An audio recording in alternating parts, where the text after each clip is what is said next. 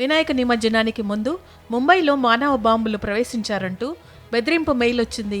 దీంతో పోలీసులు high alert ప్రకటించారు. ముంబై ట్రాఫిక్ కంట్రోల్ రూమ్కు బెదిరింపు మెయిల్ వచ్చినట్లు అధికారులు తెలిపారు.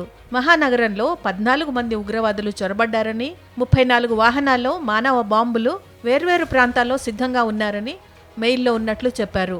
400 కిలోల ఆర్డీఎక్స్తో పేలుళ్లు జరపనున్నట్లు బెదిరింపు మెయిల్ సారాంశమని తెలిపారు. ఆర్డీఎక్స్తో 1 కోటి మందిని చంపుతామని దుండగులు మెసేజ్లో బెదిరించినట్లు పోలీస్ అధికారులు చెప్పారు. లష్కరే జిహాదీ వాట్సాప్ నంబర్ నుంచి మెయిల్ వచ్చినట్లు గుర్తించారు.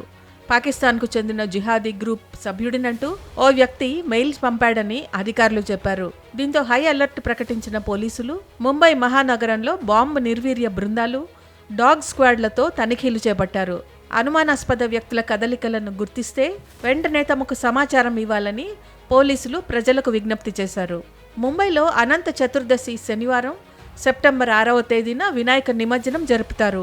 ఇందులో లక్షలాది మంది భక్తులు పాల్గొంటారు కనుక వీధులన్నీ కిక్కిరిసిపోయి ఉంటాయి. ఇలాంటి పరిస్థితుల్లో బాంబు బెదిరింపులు రావడంతో పోలీసులు అలర్ట్ అయ్యారు.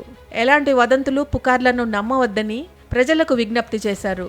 ఈసారి ఎలాంటి ట్రాఫిక్ అంతరాయం కాకుండా, మిస్ మేనేజ్మెంట్ జరగకుండా మొదటిసారి ఏఐ టెక్నాలజీని వాడుతున్నారు.